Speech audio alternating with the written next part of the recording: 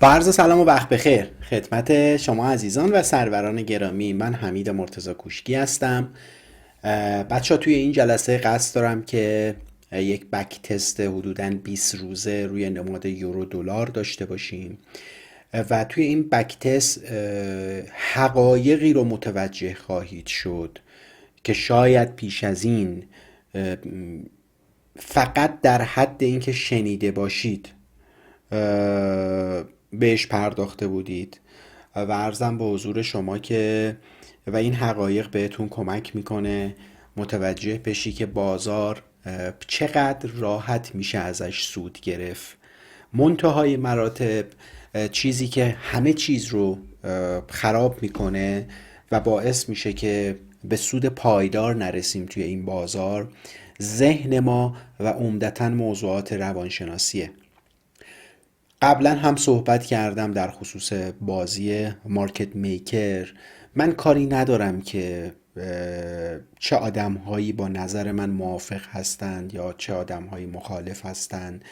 اصلا برام اهمیتی نداره. اون چیزی که برام اهمیت داره اینه که این دانستم باعث شده که بتونم به یک سود پایدار توی بازار برسم و همین برای من کفایت میکنه. یعنی مقبولیت رو به من آدم ها نمیدن، بلکه بازار به من مقبولیت رو میده و این مقبولیت بازاری رو خیلی جا ازش استفاده میکنم و توی جلساتی که مثلا یه خط مثلا ترند لاین رو رسم میکردم میگفتم آقا برام اهمیتی نداره که کتاب ها میان میگن آقا ترند لاین باید این شرایط رو داشته باشه.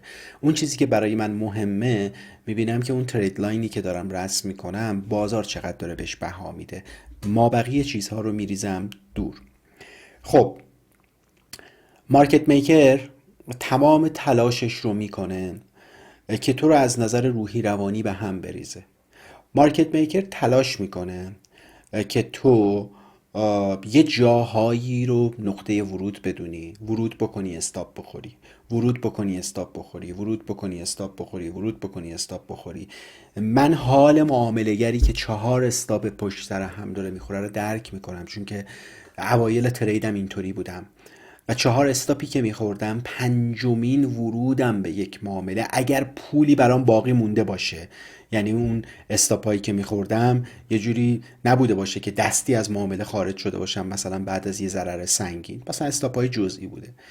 حس انتقام میاد سراغم که پنجمین معامله رو باید با یک لات بسیار بالایی بگیرم که اگه قیمت رفت بالا من بتونم همه اون ضررها رو جبران بکنم و مارکت میکر میاد پنجمین است در واقع روند خلاف جهت تو رو رقم میزنه و تو از بازار نابود میشی. مارکت میکر میخواد با این استاپ زدن ها تو چشمت و ذهنت، حالا بگیم چشمت، بسته بشه روی موقعیت های سودآور. انقدر ذهنت آشفته بشه که موقعیت سودآور بغل دستی خودتو نبینی، موقعیتی که میتونست خیلی راحت مثلا یه آر به آر 4 بهت بده و تو بیای کل ضررهایی که تو اون 4 تا استاپ 5 تا استاپ شناسایی کرده بودی رو جبران بکنی. من بعد از این همه مطالعه روی استراتژی ها، قبلا هم گفتم تقریبا تمامی استراتژی های رایج روی بازار رو تست کردم، دیدم بابا وقتی به این استراتژی ها توجه میکنی حقیقت بازار گم میشه و تو کلا تو بازار گم میشی و این موضوع باعث میشه که از نظر روحی روانی به هم بریزی و فکر کنی این همه مطالعه کردی به چه دردی میخوره، پس بی مطالعه میخوام وارد بشم و ریسکای وحشتناکی بکنم و هر بار حضور تو توی بازار نه به خاطر سود آورید بلکه ضرر کردی، کال مارجین شدی، سرمایت استاپ اوت شدی، سرمایت از دست رفته و دوباره شارژ کردی که وارد این بازار شدی. و من میخوام توی این جلسه و ممکنه که چندین جلسه طول بکشه حقایقی رو بهت نشون بدم و بهت اثبات بکنم که چقدر راحت میتونی با وجود اینکه مثلا 40 تا معامله انجام میدی که 30 تاش در زیان هستن و استاپ میخوری، با همون 10 تا به یه سود خیلی خوبی برسی و این رو ببر تو اشل های بزرگتر و میبینی که به یه سود پایدار میرسی. بچه ها، من به 2 تا نکته توجه میکنم. نکته اول، استراتژیم بر اساس نقاط حمایت و مقاومته. نکته دوم کندل هایی که اسمش گذاشتم کندل کشنده. خب رنگش هم آبی گذاشتم که بهتون نشون بدم اصلا رنگش برام مهم نیست، مهم اینه که من این کندل رو با این شکل و شمایل ببینم. این کندل کجا به دردم میخوره؟ این کندل اونجایی به دردم میخوره که برای مثال یک ناحیه‌ای رو به عنوان ناحیه ورود در نظر گرفتم و دارم میبینم که اون ناحیه‌ای که من به عنوان ناحیه ورود در نظر گرفتم یک باره در حال شکل دادن یک کندلیه به این شکل که این کندل حداقل تجربه من توی بازار نشون میده که وقتی چنین کندل هایی مشاهده میشه بازار یک چرخشی میتونه داشته باشه و ممکنه به جای اینکه توی این ناحیه ورود کنم تو همین ناحیه ورود میکنم و اون اندیکاتوری که گفتم نشون میده تایم مونده تا بسته شدن کندل. یه دفعه میبینم که 30 ثانیه مونده، 10 ثانیه مونده تا کندل بسته بشه و شکل این کندل داره به این شکل در میاد. بایم رو میذارم و حالا بر اساس اون قواعد خودم استاپم رو تعیین میکنم، البته به شرط اینکه اینجایی که میخوام ورود بکنم آر به آر من رو بده.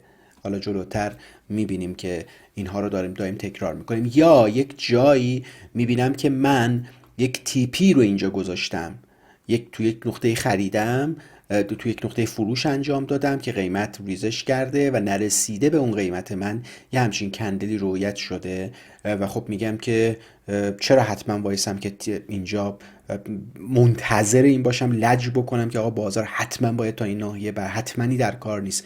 رفتار بازار داره نشون میده که نمیخواد به این ناحیه برگرده، حداقل احتمال برگشتش کمه و وقت با رویت شدن این کندل من سریع از معامله دستی خارج میشم. یا برعکسش این کندل رو وقتی میبینم نشون دهنده فشار فروش زیاده، فرض کن من تیپیم رو این بالا گذاشتم، میبینم خب فشار فروش از اینجا شروع شده و یک معامله خریدی زدم و بازار احتمالاً برگرده، خب همینجا دستی خارج میشم. یا میخوام یک معامله سلی رو بزنم توی این ناحیه وایسادم که بازار بیاد ولی میبینم فشار فروشش از این ناحیه شروع شده، سلم رو یه ذره زودتر میزنم ولی با شرط اینکه استاپم رو رعایت بکنم و سلی که اینجا میزنم همچنان آر به آر رو برای من ایجاد بکنه.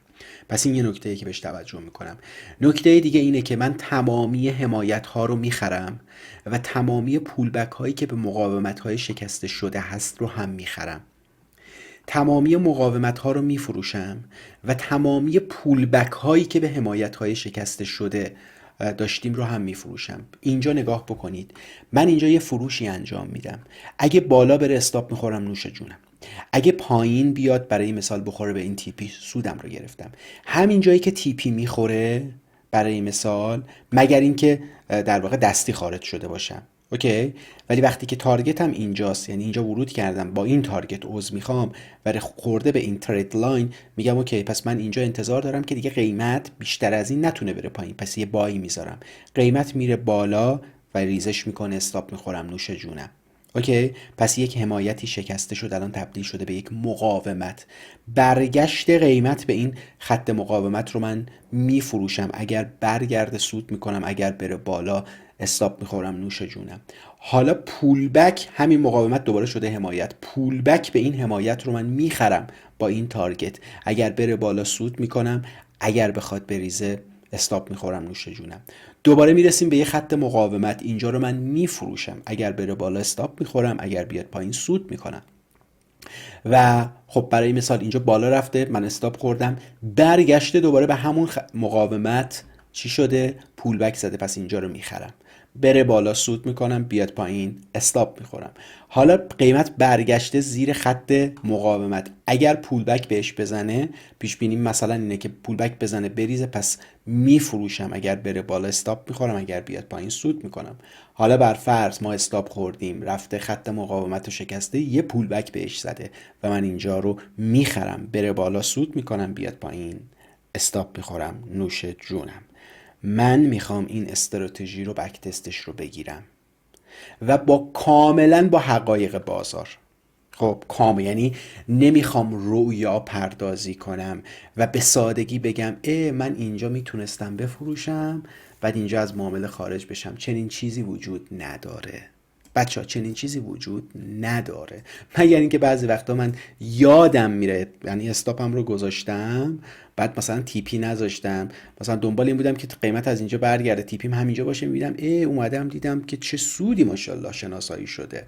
خب مطمئن بودم که استاپم گذاشته. برای من آنچه مهمه استاپه، آنچه که قبل از بیرون رفتنم باید بذارم استاپ. تیپی رو اگر یادم رفت حتی حذفش کردم اهمیت زیادی برام نداره، من به سودم اجازه رشد میدم، ولی خیلی بهتره که همیشه پشت چارت باشید که یک جایی ممکنه که مثلا قیمت تا اینجا بیاد یه همچین ریزش، یه سود خیلی خوبی شما شناسایی کرده باشید، یه دفعه بخواد برگرده حواستون باشه که دستی خارج بشید، لج نکنید. ببین تنها جایی که تو حق تکون دادنشو نداری، قبلا هم گفتم، حق افزایش دادنش کاهش دادنشو داری، مثلا استاپت رو اینجا وقتی میذاری قیمت میاد پایین، میتونی بیاریش پایین تر که ریسک تو بیاری یه جایی صفرش بکنی و حتی بری یه قسمتی سودت رو تضمین بکنی. اوکی، حق بالا بردنشو نداری. اما توی تیپی میتونی، وقتی من یه فشار میبینم تیپیم رو بازتر میکنم. اوکی، حالا یه دفعه میبینم اشتباه کردم داره برمیگرده، میتونم دستی خارج بشم، ولی حق بالا بردن یا به عبارت بزرگ کردن استاپ رو ندارم. خب حالا میخوام بگم من اصلا و ابدا نمیخوام روی پردازی بکنم. من قبلا لول های قیمتی رو بهتون گفتم آقا ما قبل از هر چیزی لول های قیمتی رو مشخص میکنیم و بر اساس اون ترید میکنیم. الان چارت برای ما مشخصه و خیلی راحت میتونیم لول قیمتی مشخص بکنیم. اوکی، من این رو درستش بکنم. خیلی راحت میتونیم اینجا لول قیمتی مشخص بکنیم. گفتم هیچ اهمیتی برای من نداره که کتاب ها میگن که ترید لاینت باید چجوری باشه. برای من اون ترید لاین مهمه که بازار بیشترین احترام رو بهش گذاشته. خب و احترام قوی هم گذاشته، یعنی هر وقت خورده یه ریزش سنگینی داشته بعد از اون. حالا به هر حال اون ترید لاین برای زمانیه که شما چی داری؟ شما دیتا رو داری، ولی من میخوام یک بک تست بگیرم. فرض رو هم بر این بذارید که توی این بک تست ما هیچ داده ای نداریم، یعنی تنها دادمون اینجاست، قیمت یک افزایشی داشته، یک کاهشی داشته، یک افزایش و یک ریزش، دوباره یک افزایش. ما تو این نقطه ایم. به عبارتی امروز حسابمون رو شارژ کردیم و قیمت در این نقطه در حال معامله شدنه. اطلاعات در دسترس من چیه؟ من اینا رو ندارم، یعنی در واقع از اینجا به بعد رو، یعنی نه این اطلاعات رو دارم، نه اطلاعات زیری رو دارم، نه اطلاعات این ور رو دارم، هیچ کدوم از اینا وجود نداره، فقط اینجاست. تا اینجا رو ما اطلاعات داریم. حالا ما قراره با استراتژیمون جلو بریم و خودمون لول سازی بکنیم، یعنی بازار برامون لول سازی میکنه و قراره بهش توجه بکنیم و بر اساس اون نواحی ترید بکنیم. چه چیزی الان من دارم؟ من تنها چیزی که میتونم الان داشته باشم یه این کفه، یه این کفه. خب چون که من تو این ناحیه هم دیگه بازار اومده ریزش کرده خورده. من تنها کاری که میکنم اینه که این دوتا لول رو به هم وصل میکنم. اوکی؟ فعلا من این ناحیه رو دارم. این از این. دیگه چه چیزی دارم؟ خود این هم میتونه لول قوی باشه. بازار ریخته، از اینجا استارت زده.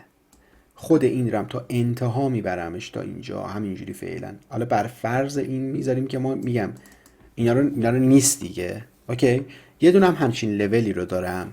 دیگه چه چیزی میتونم داشته باشم به عنوان لول؟ یه دونم خود اینجا این لول رو دارم، این لول سقف رو دارم. اوکی، این رو هم تا انتها ادامش میدم به این صورت. هیچ چیز دیگه ای ندارم و الان من باید شروع کنم به ترید کردن. خب میخوام ببینم موقعیت های معاملاتی ایجاد میشه یا نه. قبل از هر چیزی باید یه نکته ای رو بهتون بگم. من بذارید این نویگیتور رو بیارم. عرضم به حضور شما که کندل تایم اند اند اسپرد اینجا من میذارم. حتی میخوام به این حقیقت هم بپردازید، یعنی که فکر نکنید من میام میگم آقا اینجا من بای گذاشتم بایم بهم داده شد. نه، تو کارگزاری هایی که اسپرد دارن همیشه یادتون باشه اگر فکر میکنید قیمت قرار از این ناحیه بچرخه، دقیقا از این ناحیه بخوره بره بالا.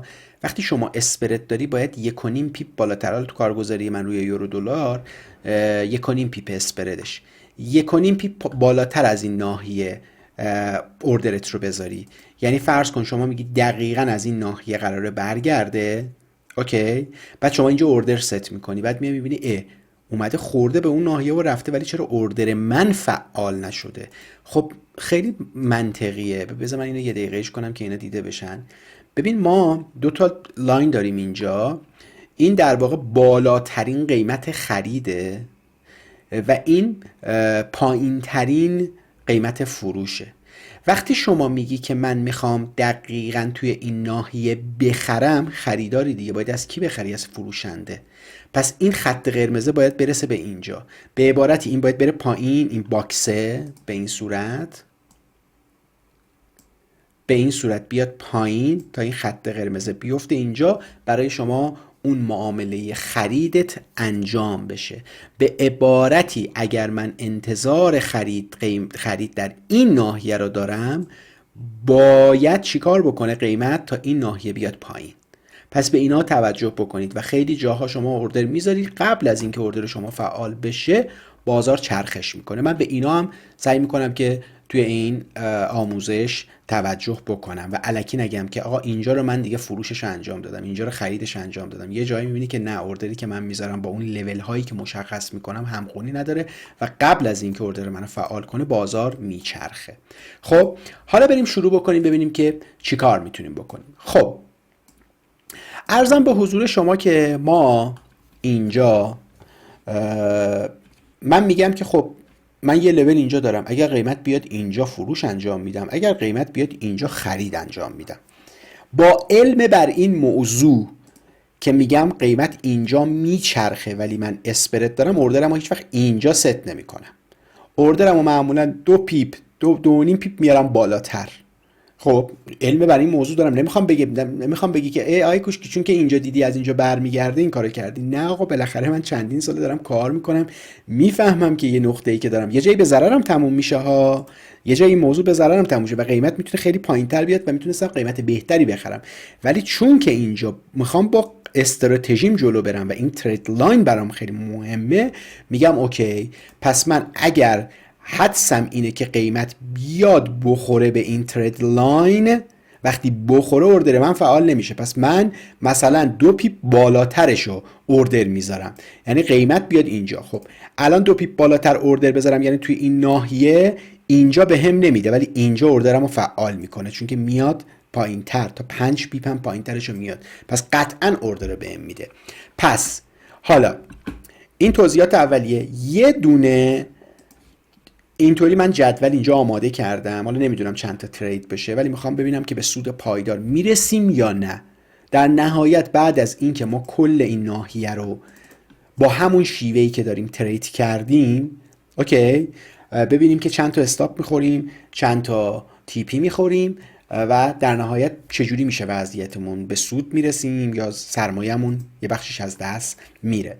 بچه‌ها نگاه بکنید، یه چیزیش کاملا از قبل مشخصه، این که من قراره چند درصد ریسک بکنم و این که قانون من در خصوص استاپ لاس چیه. آقا من استاپ لاس رو عموما 10 پیپ میذارم، یعنی وقتی ورود میکنم توی چه معامله سل 10 پیپ بالاترش استاپ میذارم، تو معامله بای 10 پیپ پایینترش استاپ میذارم.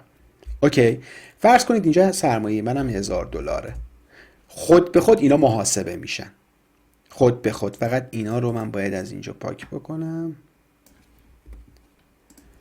اوکی، چون که هیچ تریدی انجام نشده همینطور. ببین ضررم از قبل مشخصه، روی $1000 ضرر من $20، یعنی از قبل مشخصه اگه من ورود کردم به این معامله. لات منم مشخصه، قبلا بهتون گفتم لات چجوری حساب میشه دیگه، که ما میومدیم میگفتیم اول میزان ریسکمون رو تعیین میکنیم، میگیم آقا ما $1000 داریم که میخوایم روی 2% ریسک بکنیم، یعنی $20 میخوایم ریسک بکنیم. بنابراین میایم یک لاتی رو به دست میاریم، خب یک حجم معامله‌ای رو به دست میاریم که در صورتی که قیمت 10 پیپ ریزش کرد و استاپ ما فعال شد، دقیقاً $20 ما ضرر کرده باشیم. که میمدیم میگفتیم اون سرمایه ضرب در ریسکمون از نظر درصد و تقسیم بر استاپمون میکنیم چند پیپ پایینتر یا بالاتر از نقاط ورودمون گذاشتیم، میشه یه همچین عددی. بعد اینو تقسیم بر ارزش حرکتی هر پیپ اون نماد میکنیم که قبلا بهتون گفتم. اینجا چرا اینجوری شد؟ یه جور اشتباه رفتیم. 20% نباید بیاد. آره دیگه درسته، اینجا به این صورت اومده 20% یه لات، همین 0.2 درسته. خب ارزش حرکتی هر پیپ هم توی جلسات قبل کامل در موردش توضیح دادم روی نماد یورو و پوند. هر پیپی که قیمت حرکت میکنه توی یک لات استاندارد $10 ارزش داره. خب اینجا هم مشخصه دیگه، میگیم آقا ما استاپمون رو گذاشتیم 10 پیپ و قراره فقط 0.2 یک لات استاندارد وارد بشیم. منطقیه دیگه، میگیم خب 0.2 وارد میشیم، بر فرض مثال 10 پیپ قیمت خلاف ما حرکت بکنه استاپ میخوریم، ارزش حرکتی هر پیپ هم بوده $10، پس جمعش میشه $20 زیان. من از قبل زیانم مشخصه ولی سودم باید برم ببینم که چجوریه، کدوم یکی از گزینه ها، کدوم یکی از موقعیت ها آر به آر خوبی بهم میده.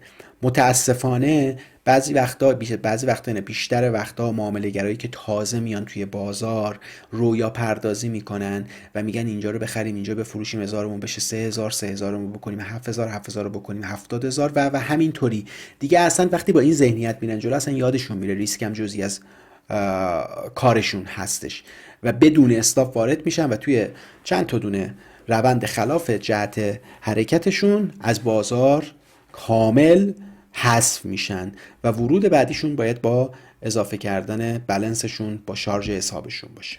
پس همه اینا اینجا آورده شده. خب میام روی چارت، میگم که خب پس با این حساب من اینجا یه سری لیول های قیمتی رو به دست آوردم. پس با این حساب من اینجا برام بای فعال میشه. اوکی، حالا تارگتم کجاست؟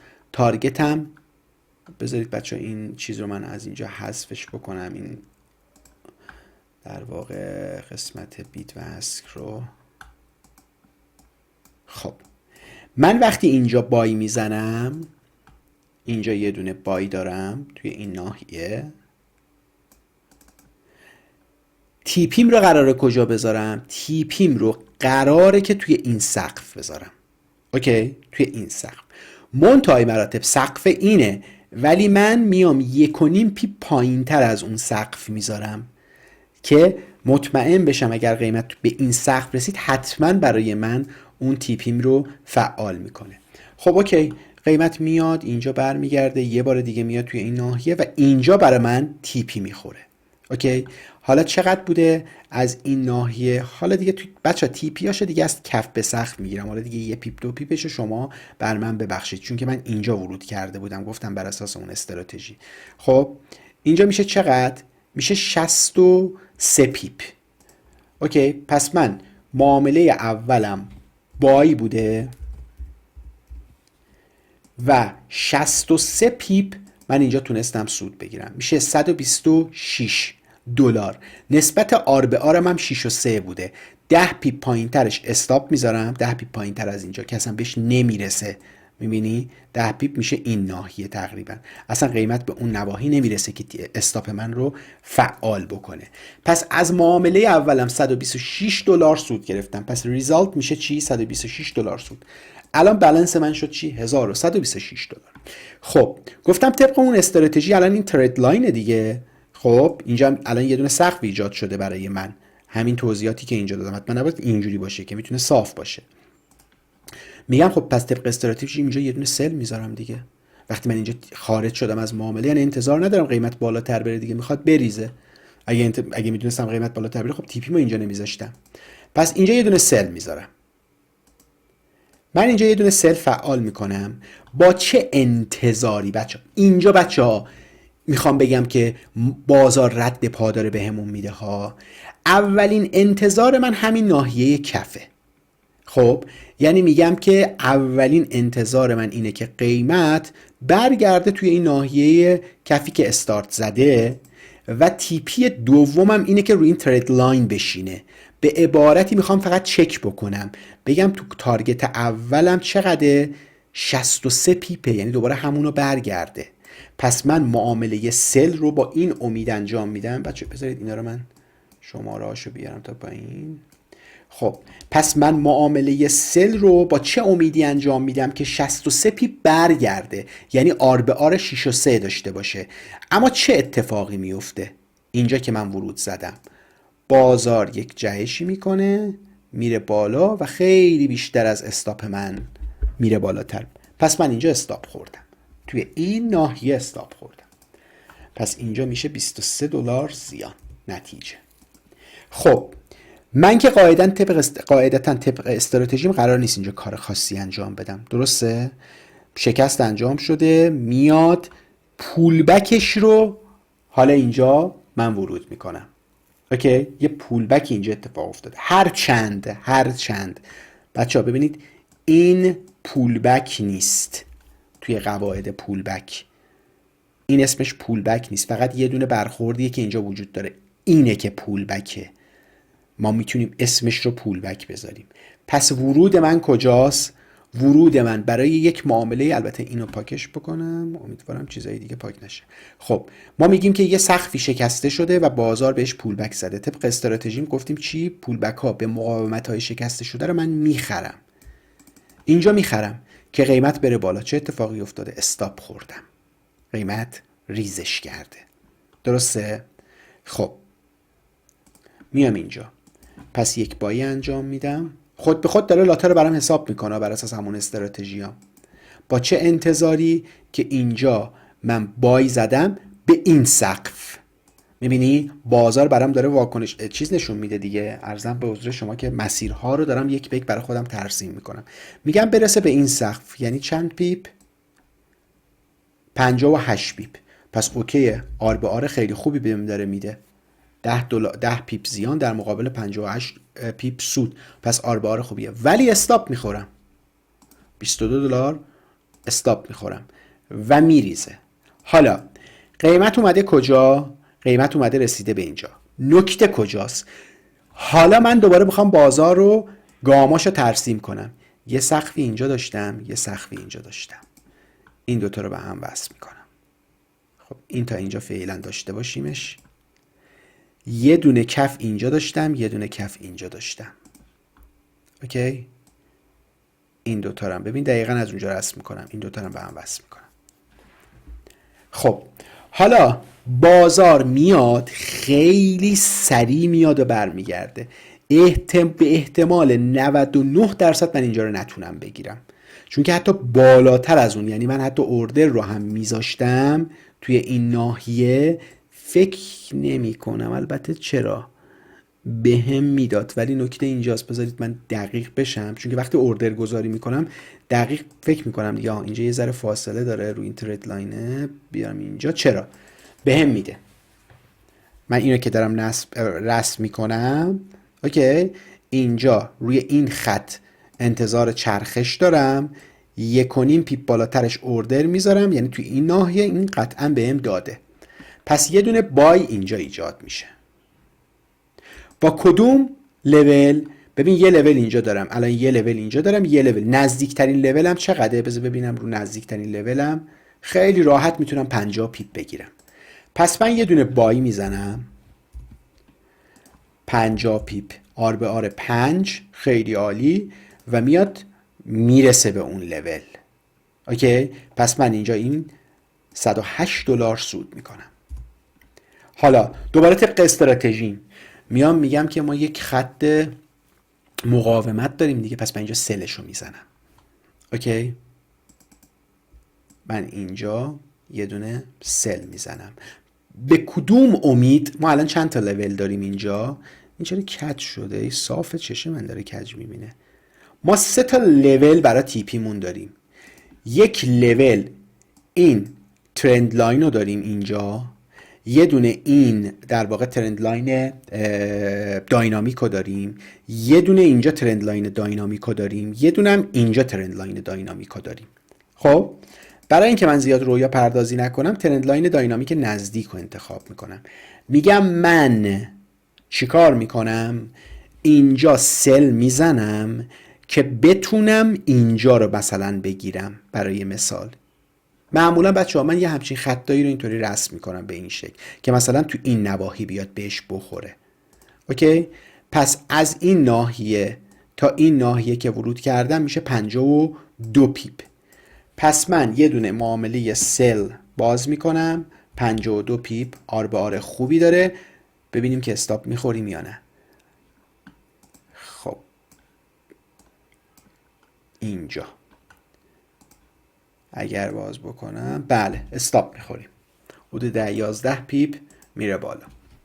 ما اینجا استاپ خوردیم. خب بازار برگشته، دوباره پول بک زده به همونجا. من دوباره اینجا رو سل میزنم با همون تارگتی که اینجا داشتم، یعنی چند پیپ؟ حدود 50 پیپ. دوباره اینجا، البته 52 پیپ میشد دیگه. یه دونه دیگه سل میزنم. خب ببینیم که اینجا آیا استاپ میخوریم. نه استاپ نمیخوریم، تا 4 و 3 پیپ میره بالا. حالا اون نکته کندلیه که میگم بچه ها، ببین این داره ریزش میکنه، تایم 1 ساعت هست. این کندل شکل میگیره.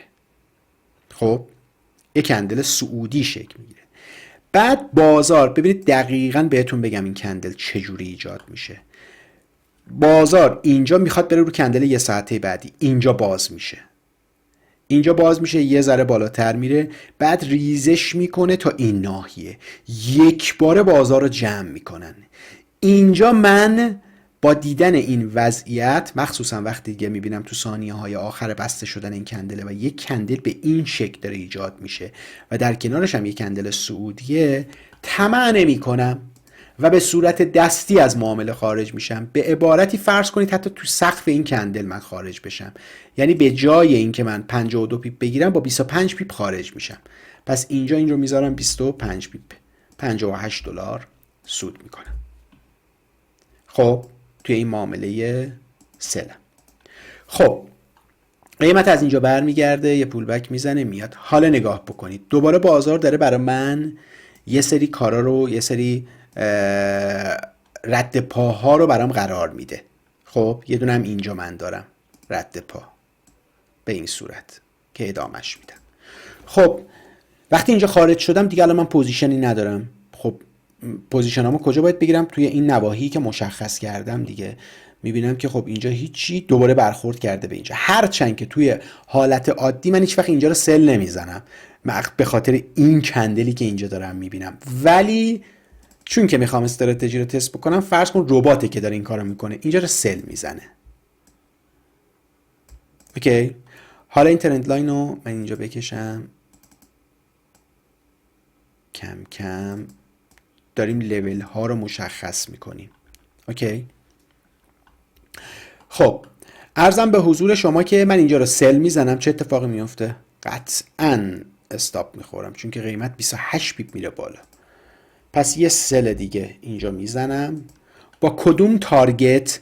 تارگت اولیه، این تارگتی که بخواد بخوره تا اینجا 31 پیپ تقریبا. پس آر به آر به هم میده، آر به آر خوبی به هم میده، ولی استاپ میخورم.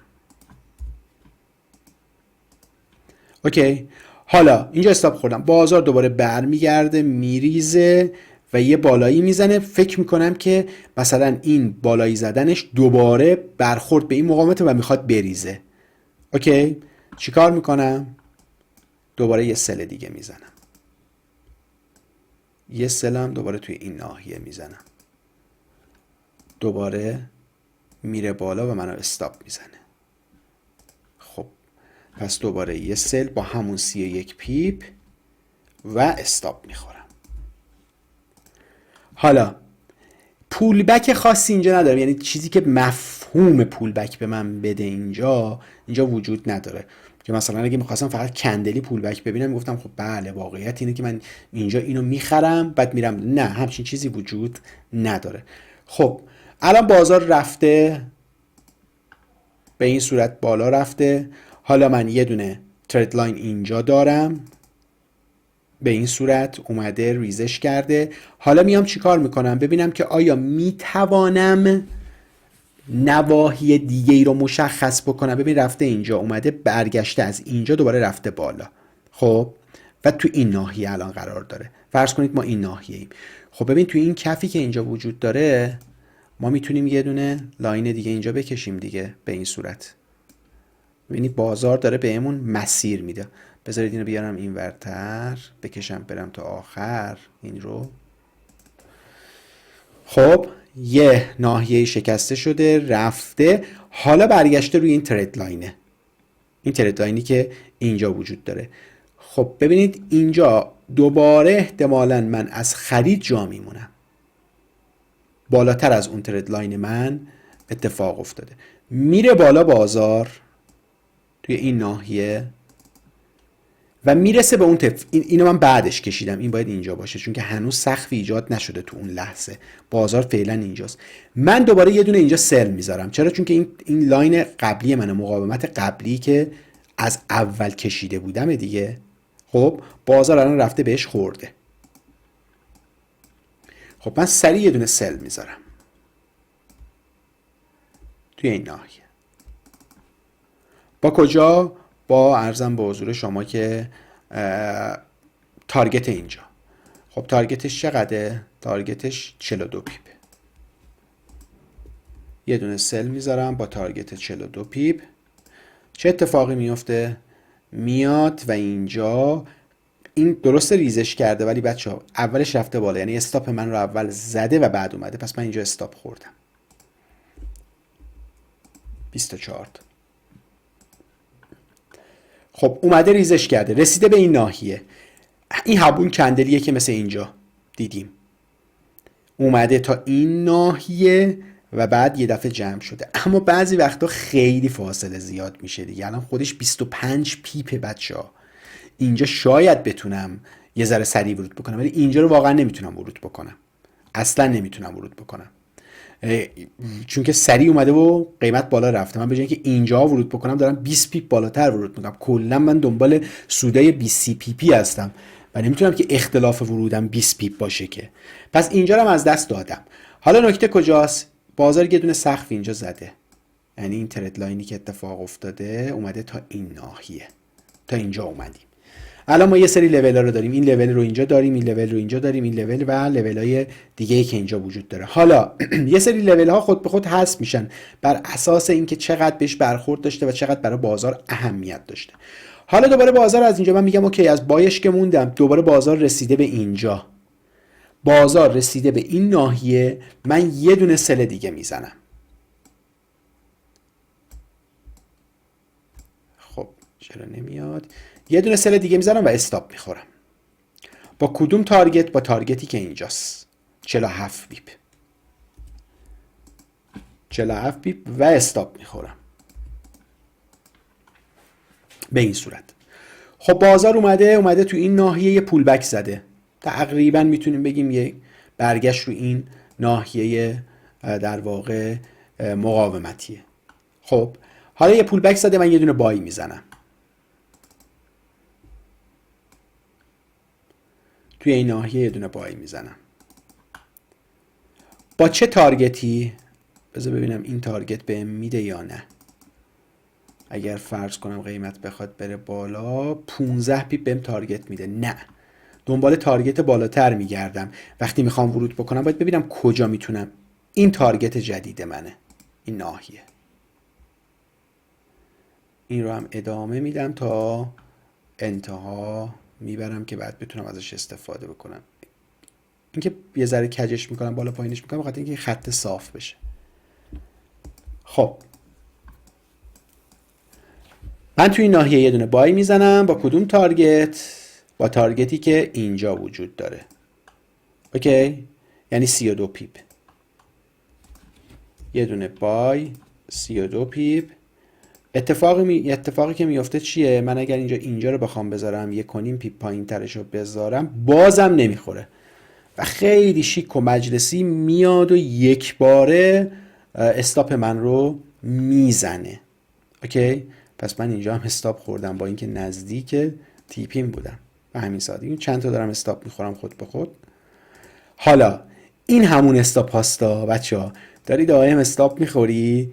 خب حواست پرت میشه، قیمت میاد اینجا، قیمت میاد اینجا و شما با تارگت اینجا چقدر؟ 50 پیپ و خیلی هم راحت میخریش. اوردر میذاری اینجا، حتی چون که من گفتم بالاتر میذارم دیگه، حتی اینجا هم بخوام بذارم باز ببین دو تقریبا 3 پیپ اومده پایین. پس قطعا اوردر ما فعال شده، اوردر بای ما اینجا فعال شده. استاپ هم نخوردیم، تیپی هم گذاشتیم اینجا که حتما تیپی میخوریم. میشه چقدر؟ حتی از این ناحیه هم بگیریمش میشه 44 45 پیپ، 45 پیپ توی بای. خیلی راحت. ببین کل ضررایی که اینجا انجام شده همشون 118 پیپ توی یه ترید 100 تاشو برگردوندم. خب میرسیم به این ناحیه.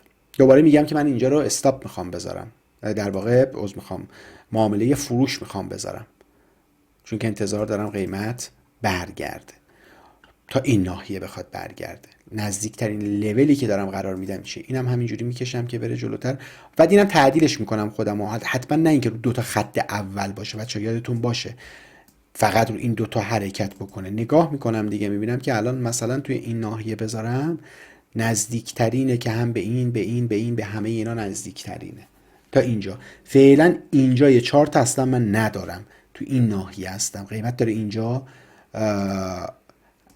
در واقع معامله میشه نماد. خب وقتی من اینجا بذارم بدونم استاپ میخورم 81 84 نه استاپی نمیخورم، میاد تا این ناحیه. اوکی دوباره همون کندل در واقع کشنده‌ای که دارم میگم به نوعی ایجاد میشه، میتونم تو سقف این کندل ازش خارج بشم.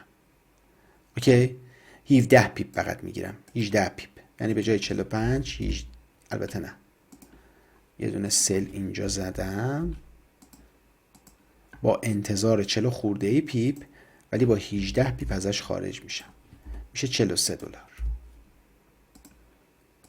خب حالا میاد میخوره به اینجا. وقتی میخوره به اینجا دوباره یه دونه سل اینجا میزنم. این سل رو که اینجا میزنم دوباره یه دونه از همون کندل ها دوباره تو همین ناحیه کف، یعنی لول من یه ذره میاد بالاتر، توی این ناحیه هم قرار میگیره. یه دونه اینجا برگشت خیلی خوبی داشتیم، دوباره برمیگرده اینجا. پس نزدیکترین لول رو برای تیپیم انتخاب میکنم اینجا که اون آر به آرمو بده 33 پیپ. پس اینجا که فروش میزنم 33 پیپ اینجا میگیرم روی سلی که دارم و در نهایت 82 دلار سود میکنم. خب حالا میاد اینجا دوباره میخوام بای بزنم، بای رو بهم میده تقریبا یک خورده پیپ اومده پایین، بای رو بهم میده چون من بالاتر از اون خط میخوام بای بگیرم. دوباره اینجا یه دونه تیپی میخورم.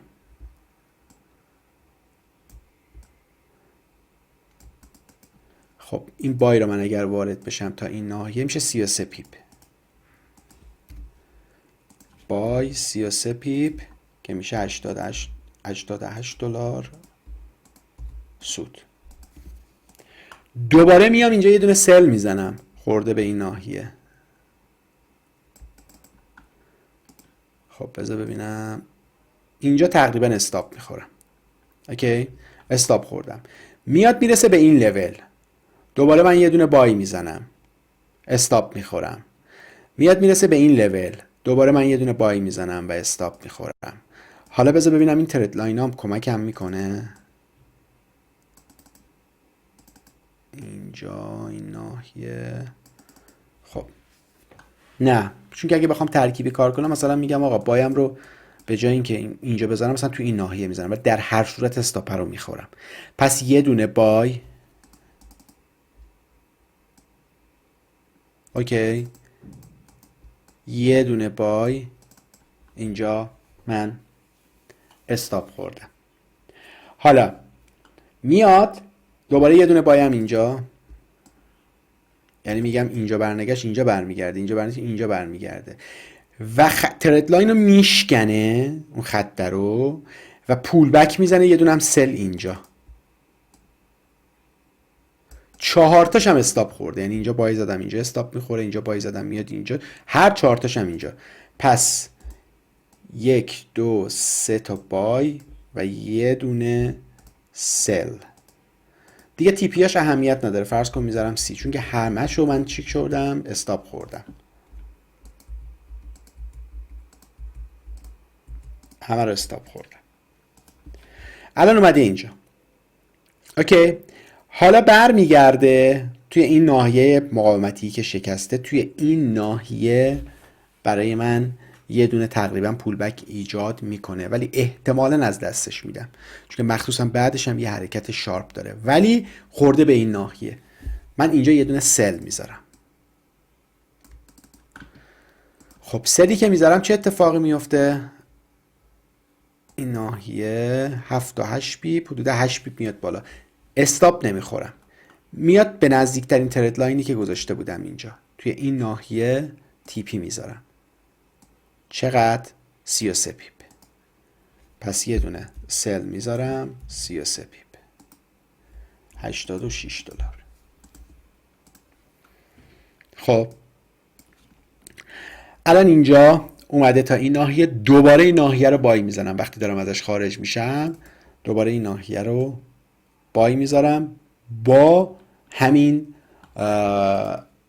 سطحی که اینجا دارم. میشه چقدر؟ 33 پیپ. دوباره یه دونه بای میذارم 33 پیپ و 92 دلار سود میگیرم ازش. دوباره یه دونه سل میذارم با همین ناحیه. اوکی، با همین ناحیه من سل میذارم، با تی پی این ناحیه. استاپ که نمیخورم مشخصه. بعد دوباره 30 و خورده پیپ تی پی میخورم، 33 پیپ.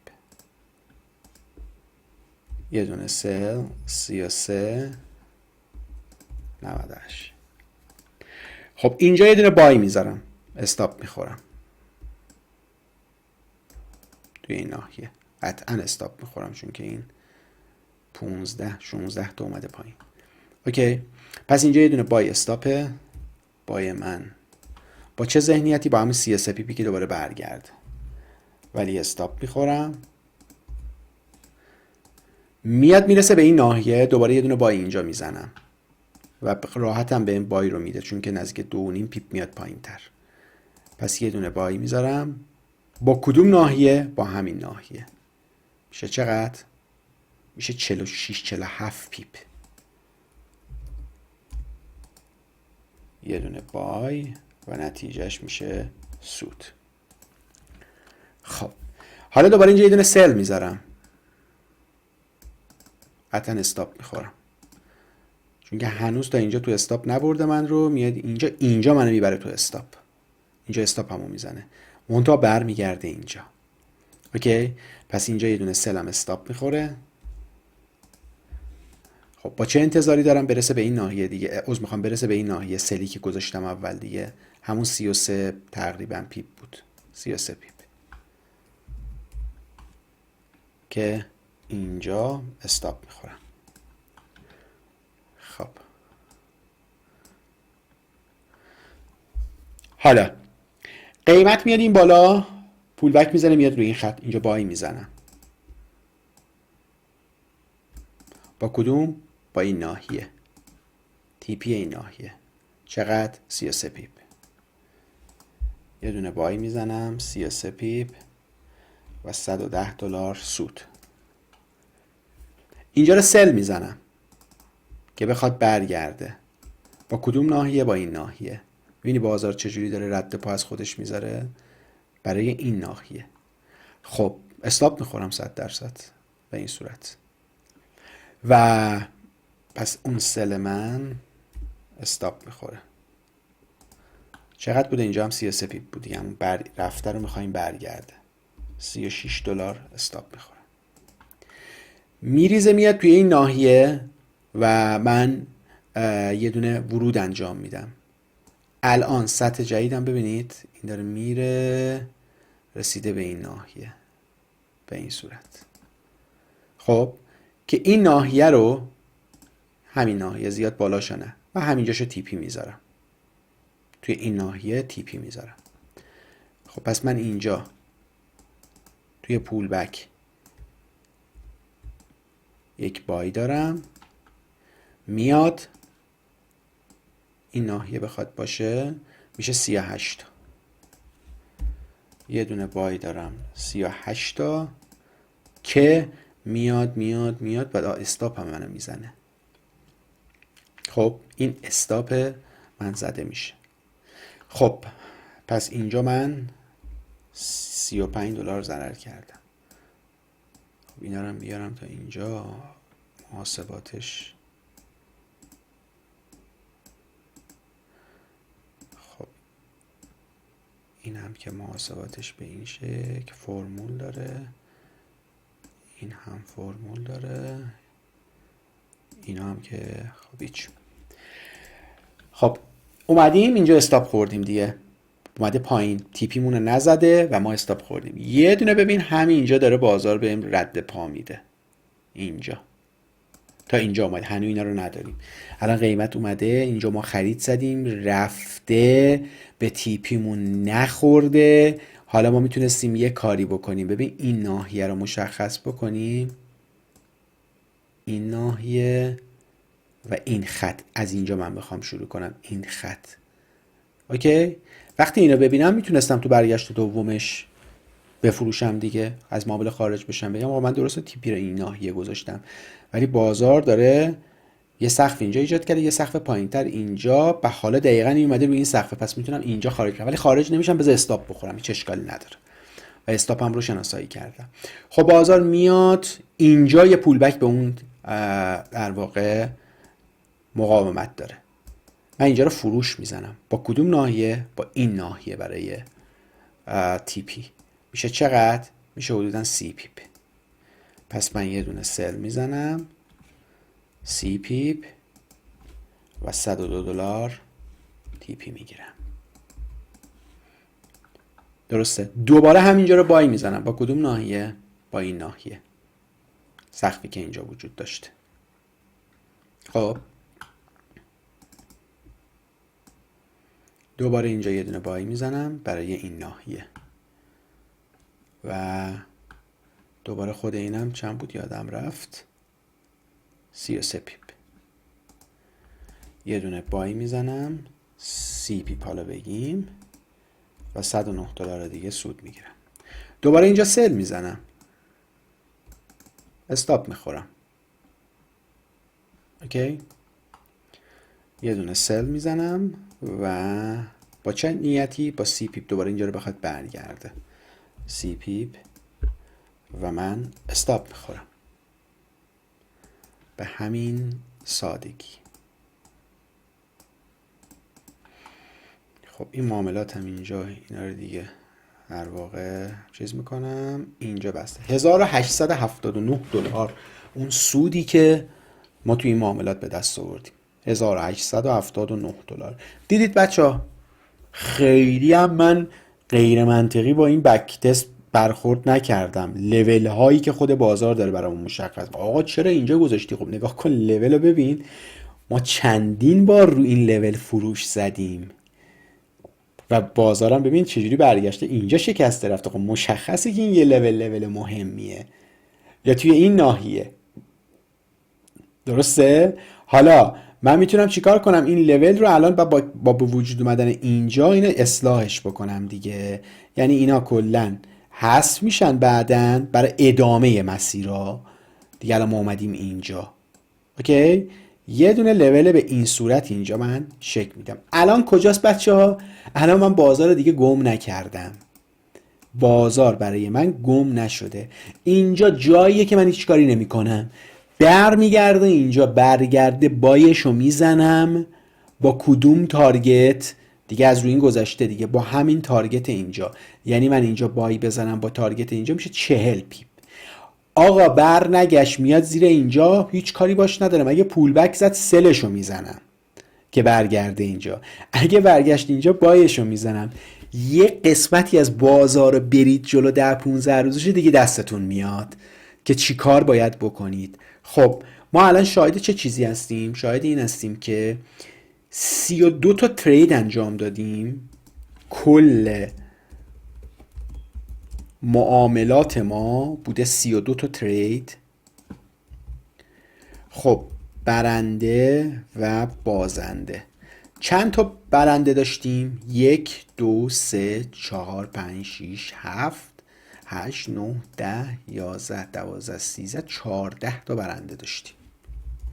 پس یعنی ما 18 تا بازنده داشتیم. نسبت بردمون بوده چند؟ 43%.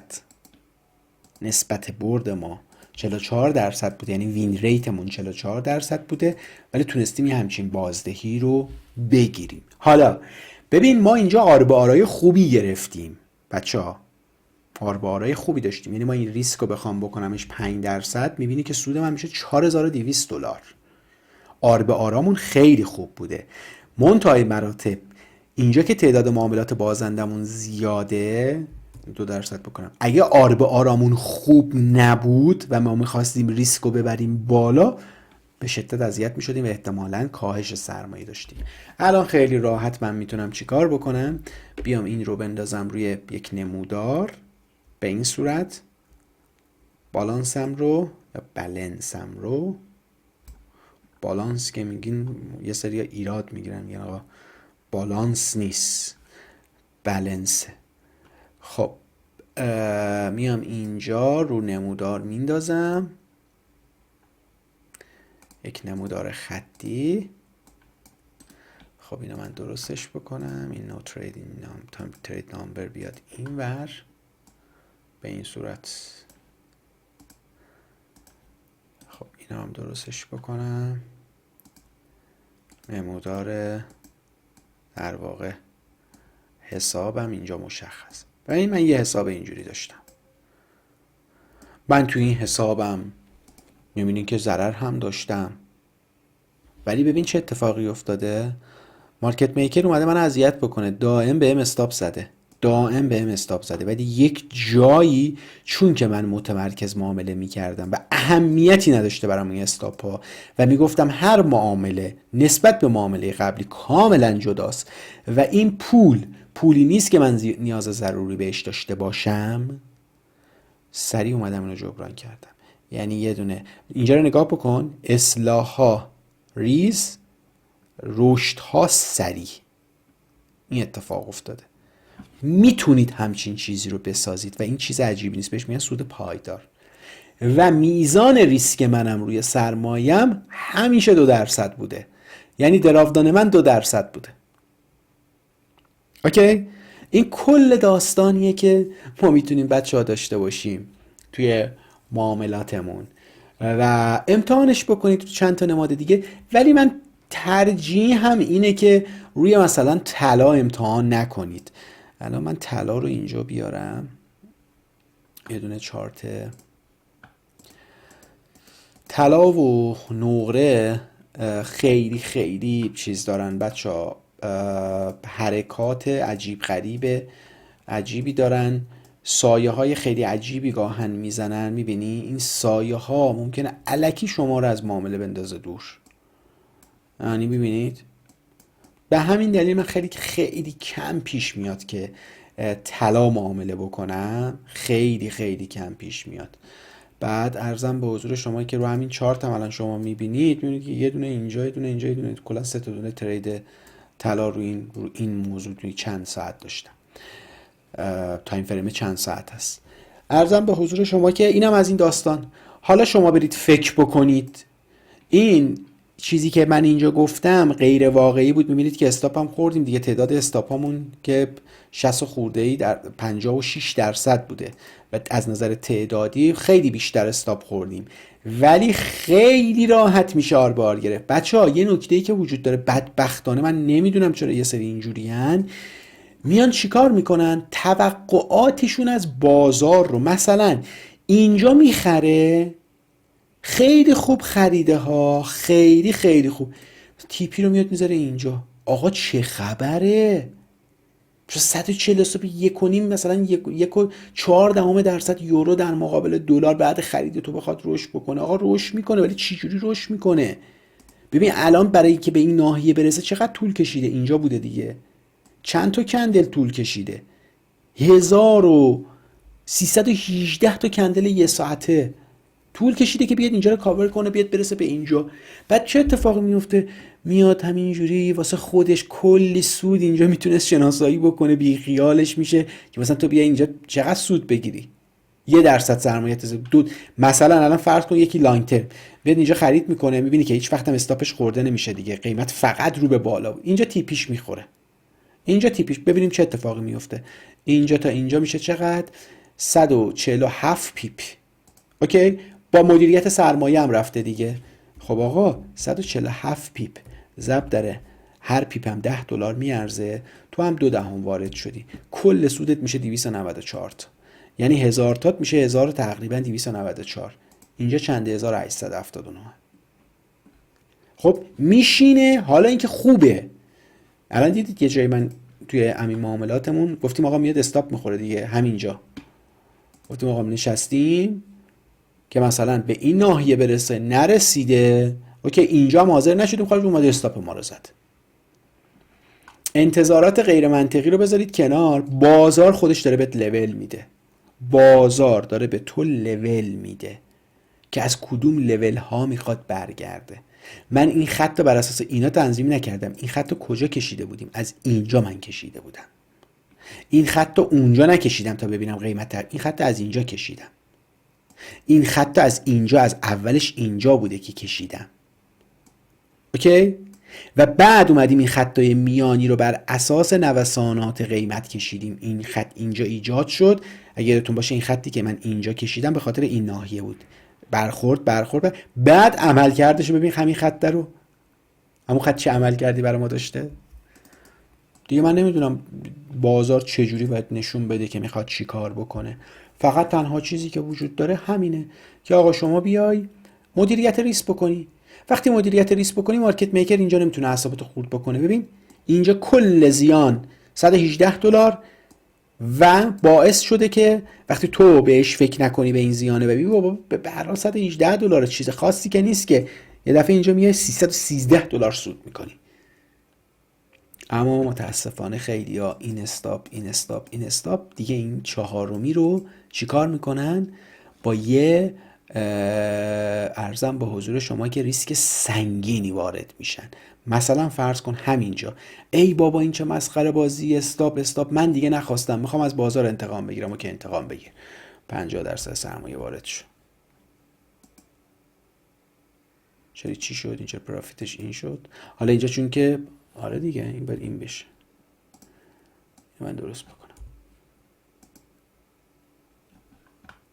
پرافیت اون که هیچ. اگر پرافیتمون میشد داره 2700 تا سود میشد. خب این هم چه اتفاقی میفته؟ ببین نمودار به چه شکلی میشه، بعد اعصابش خورد میشه، دستی خارج میشه. الان سرمایهش رسیده به اینجا دیگه، اوکی، با 50% دیگه این وارد میشه. نمودار ببین چه بلایی سرش اومد، از کجا سر دوتا اشتباه. بعد از اون سوداش دیگه ببین چه جوری میشه، $20 اصلا خیلی ریز میشه، چون که بخش زیادی از سرمایه رو از دست داد. بچه نکنید این کار رو، خواهشن نکنید، آروم. حالا دیگه ببین سودات دیگه رو خونه $100 هن. تازه اینجا این RBR3 تو بری جلوتر، مثلا فرض کن یه RBR 70 پیدا بکنی، $260 سودته. لاتت داره همینجوری میره بالاتر. ببین با لات 0.2 شروع کردی تا داره میرسی به لات نزدیک 14.5 و بعد از این دیگه مثلا به همین سود ادامه بدی، دیگه معاملاتت 1 لات 2 لات 3 لاته که قاعدتا وقتی لاتت میره بالاتر، RBRت هم خوب باشه، عددای سودت دیگه بزرگتره. یه دفعه دیدی توی یه ترید مثلا $2000 $3000 سود کردی، اومدی بیرون. پس به این نکته توجه بکنید. من فقط خواستم بهتون اثبات بکنم. دیدید که بهینی و بین اللهی رویا پردازی نکردم، نه تو ورودها نه تو خروجها. دیدید که چقدر استاپ خوردیم اینجا. خب و خیلی راحت میتونید با همین روش برید جلو. الان میگم دیگه برای نمونهش، الان من موقعیتم مشخصه، اینجا بای ریزش و پول بک سل، این ناحیه بای، این ناحیه بای، این ناحیه بای، ریزش و پول بک سله، ریزش و پول بک سله. ولی چجوری مدیریتش میکنم که بالاخره یه جایی، ببین مارکت میکر که نمیتونه خط راست بازار رو ببره بالا بچه ها. اینطوری ببین یه دونه آورده نوسان داده دوباره آورده، بعد مجبور شده نوسان بده. اینجا هم همینطور، اینجا یه دفعه برده نوسان داده نوسان داده نوسان داده. اوکی. وقتی که من مدیریت ریسک داشته باشم، اینجاها که استاپ میخورم تون تون، یه جایی بالاخره بازار، من مارکت میکر رو میتونم تو تله بندازم و ازش یه موقعیت آر مثلا 3 و 4 بگیرم، کل اینا جبران بشه. این رو خواستم از این جهت بهتون بگم که ببینید محاسبات رو. و قبلا من این محاسبات رو مثلا روی یه جدول اکسل انجام داده بودم که فقط بهتون نشون بدم نتیجه تحقیقاتی که شما اگر با 1% سرمایه ریسک بکنی رو $1000 چقدر باید پشت سر هم زیان بکنی که اون $1000 رو بکنی $1، که اصلا یه چیزی غیر ممکنی میشه تو بازار. جدی میگم، با سیستم سکه هم برید جلو نمیتونید $1000 رو اگر 1% رو تو هر معامله ریسک بکنید بتونید صفر بکنید. تقریبا من میگم یه چیز غیر ممکن عجیب غریبیه. پس ببین اهمیت مدیریت ریسک چقدر تأثیر داره روی روند شما. ولی اینجا اومدم نشون دادم بهتون روی یک چارت یورو دلار، بهتون نشون دادم که چقدر راحت شما میتونی اگر یه ذره متمرکز باشی و این استاپ هایی که دائم داری میخوری به همت نریزه، یه جا بازار بهت قشنگ سودی میده که بتونی همه رو جبران بکنی. خب بذار ببینم چقدر طول کشید. خوب شد 1 ساعت تونستم تو 1 ساعت مطالب رو خدمتتون عنوان بکنم. خب تا جلسات بعدی شما رو به خدای بزرگ و ممنون میسپارم. انشالله که کسب و کارتون پر رونق باشه، تنتون سالم باشه و بتونید از بازار فارکس بهترین سودا رو ببرید، چون که من فکر میکنم که مردم ایران لایق بهترین ها هستن. شما رو به خدای بزرگ و ممنون میسپارم.